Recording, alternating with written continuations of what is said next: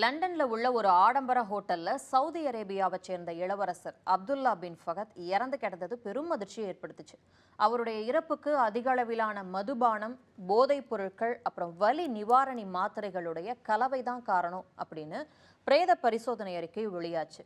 Saudi அப்படின்னு எடுத்துக்கிட்டோம் அப்படின்னா அங்க பட்டத்து இளவரசராக இருக்கக்கூடியவர் முகமது பின் சல்மான். ஆனா அவருடைய உறவினர்கள் பலரும் இளவரசர்கள் அப்படிங்கிற பதவியில இருக்காங்க.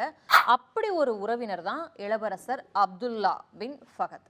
29 வயசு தான் ஆகுது அவருக்கு. இவர் கடந்த ஆண்டு நவம்பர் 19ஆம் தேதி லண்டன்ல இருக்கக்கூடிய ஒரு 5 நட்சத்திர விடுதியில மர்மமான முறையில இறந்து கிடந்தாரு. ஒருவேளை கொலை செய்யப்பட்டாரா, இல்ல தற்கொலையா, இல்ல எப்படி இறந்தாரு, அவருடைய இறப்புக்கு காரணம் என்ன அப்படின்னு பல கேள்விகள் எழுந்துச்சு. இந்த நிலையில இவருடைய இறப்புக்கு காரணம் அதிகப்படியான போதைப் பொருட்கள் அப்படிங்கிறது இப்ப தெரிய வந்திருக்கு. உயிரிழக்கிறதுக்கு முன்னாடி இவர் பயங்கரமா மது அருந்திருக்காரு, போதைப் பொருட்களை பயன்படுத்தியிருக்காரு. அதனால அவருக்கு மாரடைப்பு பலியாகி இருக்காரு. இதை படிக்கும்போது நமக்கு ஒரு சந்தேகம் வரும். சவுதி அரேபியால தான் மது பழக்கம் இஸ்லாமியர்களுக்கு சுத்தமா தடை செய்யப்பட்டிருக்குல்ல, அப்புறம் எப்படி இவருக்கு மது பழக்கம் வந்துச்சு அப்படின்னு. உண்மையை சொல்ல போனா கிட்டத்தட்ட 70 ஆண்டுகளுக்கு முன்னாடி வரைக்கும் சவுதி அரேபியால மதுபானம் சட்டப்பூர்வமாக தான் கிடைச்சது. ஆனா ஒரே ஒரு இளவரசர் குடிபோதையில செஞ்ச கொடூரமான கொலையால அந்த நாடே உலகத்திலேயே மிக கடுமையான மதுவிலக்கு சட்டத்தை கொண்டு வர வேண்டிய நிலைமை ஏற்பட்டுச்சு அந்த நாட்டுக்கு. அந்த வரலாறு என்ன அப்படிங்கிறத விரிவா பார்த்துடலாம். இது தந்தி டிவியின் நியூஸ் டீப் டைவ். வழங்குவது நான் வினோதினி முத்துராமலிங்கம்.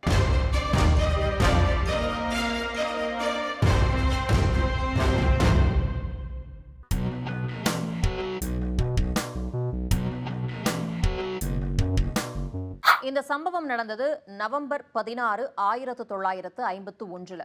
அப்போ சவுதி அரேபியாவை உருவாக்கிய மன்னர் அப்துல் அஜீஸ் பின் அப்துல் ரஹ்மான் அல் சவுத் ஆட்சி செஞ்சுக்கிட்டு வந்தார். அவருடைய மகன்கள்ல ஒருத்தரான இளவரசர் மிஷாரி ஜெட்டா நகர்ல இருந்த பிரிட்டிஷ் துணை தூதர் சிரில் ஆஸ்மன் வீட்டுக்கு போயிருக்காரு. ஆஸ்மன் 1929 இருந்தே சவுதியில பொறியாளரா பணியாற்றி அதுக்கப்புறம் பிரிட்டிஷ் தூதரகத்துல அதிகாரியா உயர் பதவிக்கு போனவர். சம்பவத்தன்னைக்கு என்ன நடந்துச்சு அப்படின்னா, ஆஸ்மன் வீட்டுல நடந்த விருந்துல இளவரசர் மிஷாரி அளவுக்கு அதிகமா குடிச்சிருந்திருக்காரு. போதை தலைக்கேறின நிலையில அங்கிருந்த ஒரு ஆங்கில பெண் கிட்ட அவர் தவறா நடக்க முயற்சி செஞ்சிருக்காரு. இதை பார்த்த ஆஸ்மன் இளவரசரை கண்டிச்சு வீட்டை விட்டு வெளியே போக சொல்லியிருக்காரு.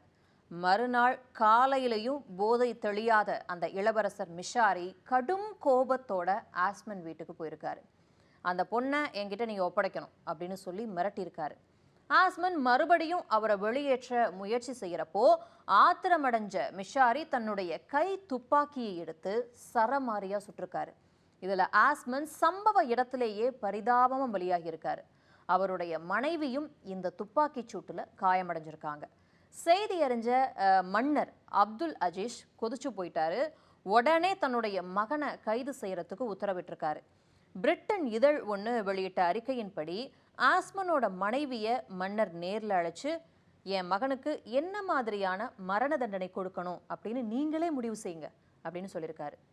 அவருடைய தலையை வெட்டி பிரிட்டிஷ் தூதரகம் முன்னாடி தொங்க விடுறேன் அப்படின்னு சொன்னாராம். ஆனால் கணவனை இழந்த அந்த பெண் மரண தண்டனையை வேணாம் அப்படின்னு மறுத்துட்டாங்கன்னு சொல்லப்படுது.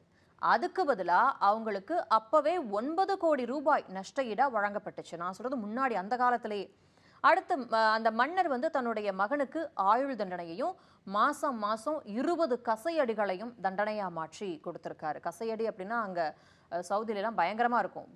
தோலை உரிகிற அளவுக்கு கடுமையான வலியை கொடுக்கும். அதே நேரத்துல என்னுடைய மகன் தப்பு பண்ணியிருந்தாலும் அவனுக்கு குடிப்பழக்கத்தை கற்றுக் கொடுத்து சீரழிச்சதே இந்த வெளிநாட்டுக்காரவங்க தான் அப்படின்னு அந்த மன்னர் நினைச்சிருக்காரு.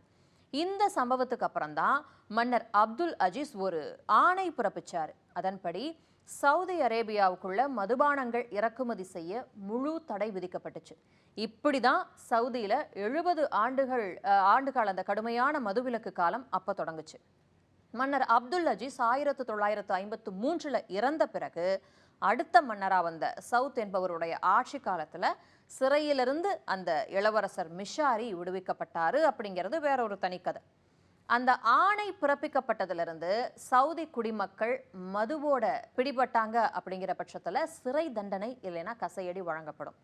வெளிநாட்டினரா இருந்தாங்க அப்படின்னா அவங்க உடனடியாக அந்த நாட்டிலிருந்தே நாடு கடத்தப்படுவாங்க. சட்டம் கடுமையானாலும் கூட மதுபானங்களுக்கான கள்ளச்சந்தை உருவாகிறத அங்க தடுக்க முடியல. அதுக்கு பயன்படுத்தப்பட்ட முக்கியமான வழிதான் டிப்ளமேட்டிக் பவுச்சஸ் அப்படின்னு சொல்றாங்க. அதாவது சர்வதேச சட்டங்களின்படி ஒரு நாட்டுடைய தூதர்கள் கொண்டு வரக்கூடிய பைகள் இல்ல பார்சல்களை, அதாவது அந்த டிப்ளமேட்டிக் பவுச்சஸை வேறு எந்த நாட்டுடைய சுங்க அதிகாரிகளும் சோதனையிட முடியாது. அவங்களுக்கு இந்த தூதரக விலக்கு உரிமை இருக்கு. இந்த சட்ட சலுகையை பயன்படுத்தி சில வெளிநாட்டு தூதர்கள் பெட்டி பெட்டியா மதுபானங்களை சவுதிக்குள்ள கடத்தி வந்து கள்ளச்சந்தையில விற்றதா சொல்லப்படுது. அதே போல வசதி படைச்ச சவுதி மக்கள் மது அருந்துறதுக்காகவே பக்கத்து நாடான ஐக்கிய அரபு அமீரகத்துக்கு பயணம் செய்ய துவங்கினாங்களாம். சுமார் 70 ஆண்டுகளுக்கு அப்புறம் 2024 சவுதி அரேபியா தன்னுடைய தலைநகர் ரியாத்ல முதல் மதுபான கடையை திறக்குது. ஆனா இது எல்லாத்துக்குமான மதுபான கடை கிடையாது. இஸ்லாமியர் அல்லாத வெளிநாட்டு தூதர்களுக்கு மட்டும்தான் இந்த மதுபான கடை. அதுவும் அரசு கிட்ட பதிவு செஞ்சு குறிப்பிட்ட அளவுல மட்டும்தான் வாங்குறதுக்கு அனுமதி அளிக்கப்பட்டுச்சு. அது மட்டும் இல்லாம 2025 சவுதி இளவரசர் கலீத் பின் பந்தர் அல் சவுத் அளிச்ச பேட்டியில 2034 ஃபிஃபா உலகக்கோப்பை கால்பந்து போட்டிகள் சவுதியில நடக்கும்போது ஹோட்டல்களில் மது விற்பனை செய்ய அனுமதி அளிக்கப்படும் அப்படின்னு தெரிவிச்சிருக்காரு. ஒரு காலத்துல ஒரு இளவரசர் போதையில செஞ்ச ஒரு கொடூரமான கொலையால ஒரு நாடே 70 ஆண்டுகள் மதுபானங்களை முற்றிலுமா தடை செஞ்சிருந்துச்சு. இது வரவேற்கத்தக்க விஷயம். ஆனா இன்னைக்கு கால மாற்றத்திற்கு ஏத்த மாதிரி அந்த சட்டம் மெல்ல மெல்ல தளர்த்தப்பட்டுக்கிட்டே வருது. ஒரு இளவரசருடைய தவறால இந்த மதுத்தடை அவசரமா கொண்டு வரப்பட்டாலும் கடந்த 70 ஆண்டுகள்ல இதனால சவுதி அரேபியா அடைஞ்ச சமூக நன்மைகள் அப்படிங்கிறது அதிகம்னே சொல்லலாம். உலகளவுல பெரும்பாலான சாலை விபத்துகள், போதை வன்முறைகள், அப்புறம் குடும்ப பிரச்சனைகளுக்கு இந்த குடிப்பழக்கம் தான் முக்கியமான காரணமா இருக்கும்.